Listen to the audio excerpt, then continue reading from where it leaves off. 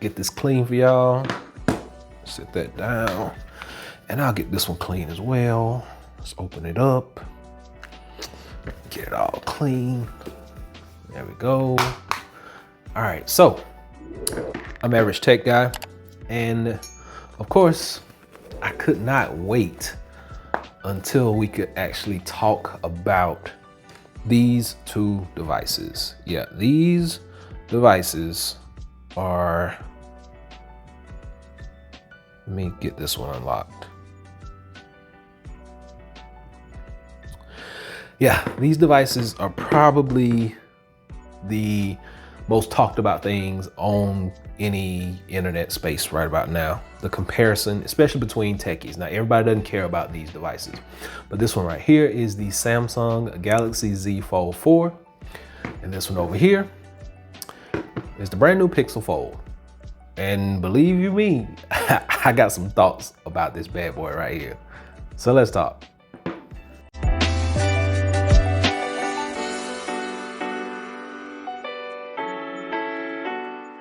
All right, so first thing first, this is not a review of this device.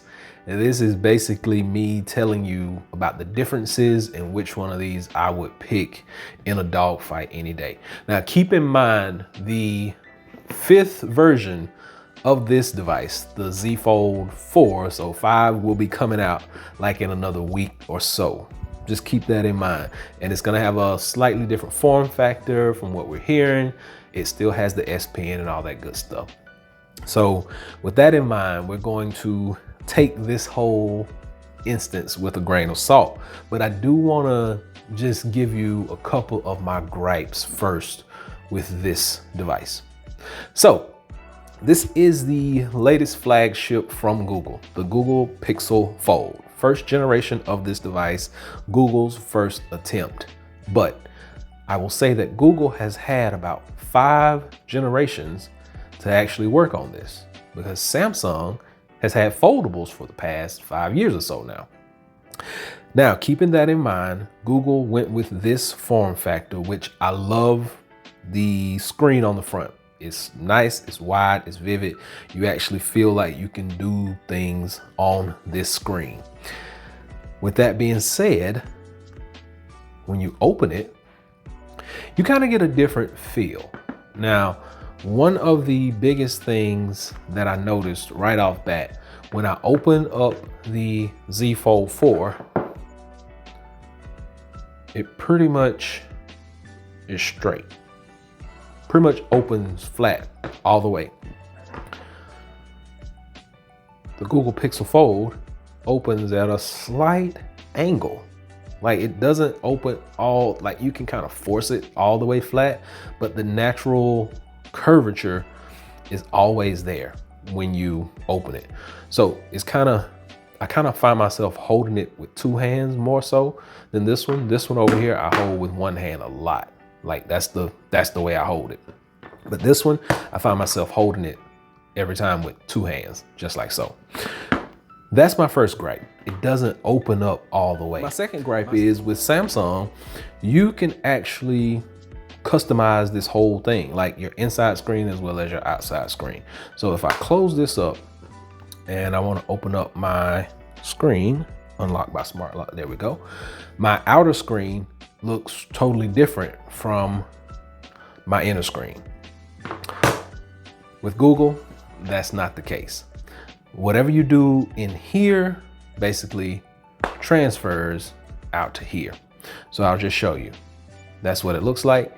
If I take this app and I move it up, let's see, let's take it and move it up here. And I'm gonna take this app and I'm gonna move it right over here. And then I'm gonna open it up. And those apps have moved around in here. So it's kind of hard to match up some of your wallpapers, match up some of your widgets, because if I take a widget and I put it and I throw it here, well, when I close this and then I decide to open it back up, it puts it like right dead and I don't like it there. So that's another issue that I have with this device. Now, last issue that I'm going to really discuss for right now is going to be with the call quality.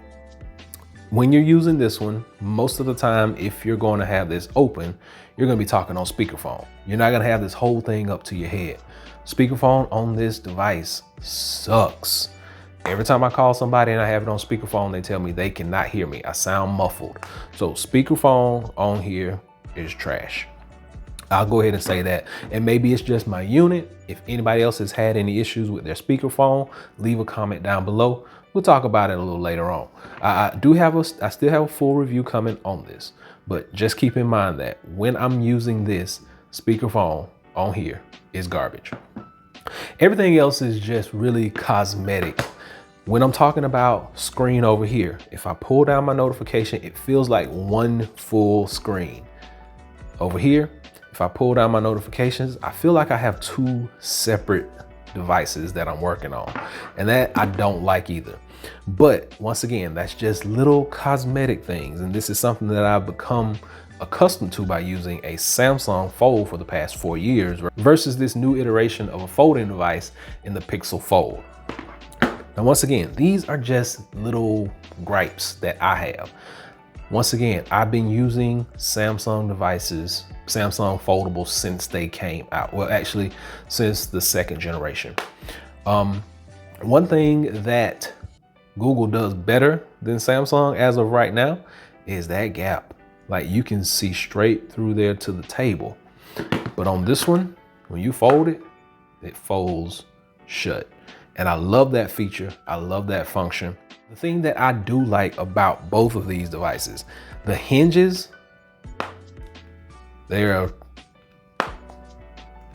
like, that's nice. I love that hinge action, but I love the hinge action over here as well. And I like the fact that when I clap this together, it claps. Like, and when I close it, I'm normally closing it just like that, laying it down. The other thing is fingerprints. I'm gonna wipe it down just a little bit. All right, so other big difference, and a lot of people really asked this question a lot, was the actual button placement. Now with Samsung, I feel that the button placement is just right because your finger kind of lays right here and your volume is right here. Finger lays right here, volume right here. Not so much on the Google Pixel. Finger is kind of awkward, so you got to readjust your hand a lot.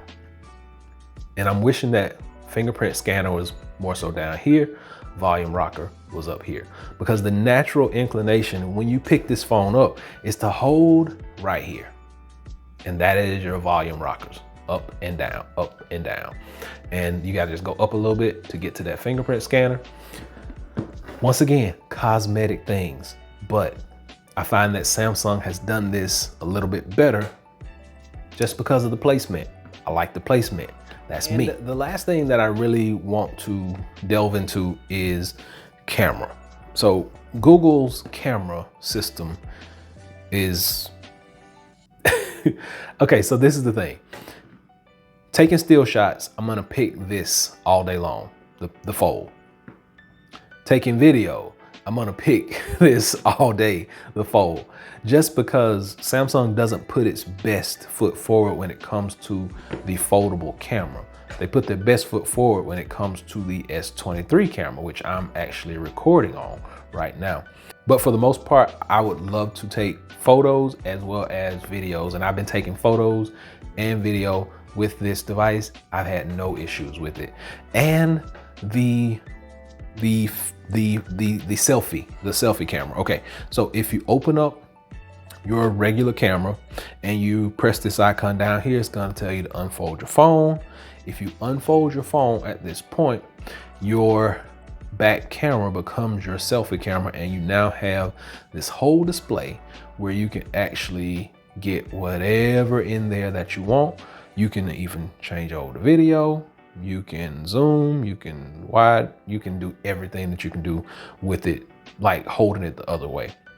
So I find that really convenient, and Samsung's doesn't have that feature quite yet. I'm pretty sure that we will do that on this next generation, the 5. For the most part, this has just been a little comparison between these two. The form factor over here on the Google is a lot better. It's easier to hold in the hand. It's easier to grip. Button placement, I don't like. Screen quality is really great on both of them. The crease that everybody talks about is going to be there. So you're gonna have a crease. You got a folding device, you're gonna have a crease. The ease of use for both of them, pretty much you open them up. Customization is better on my Samsung. There are some other little nuances that the Fold can't do that the Samsung can do, that like changing your always on display, things like that. But those are once again little cosmetics, and everybody's not gonna adhere to that. Everybody's not gonna need all of those things. So you'll hear more about this in the full review. I got that coming shortly. I just wanted to bring you guys a little taste of a comparison between these two. Both great devices. Both are gonna be for two different types of people. Samsung people are gonna really enjoy this one. Samsung people may have a hard time adjusting to this one just because of some of the features and functionality of this one. This one doesn't unfold all the way flat like it should, or like we expected it to. It's always just a little bent, but for the most part, it's a solid device. But is it worth the price tag? We'll talk about that in the upcoming full review, and we'll do a little bit more comparison in a little bit more roundabout way. But until next time, hopefully this has been able to help someone out. Average Tech Guy out. Peace.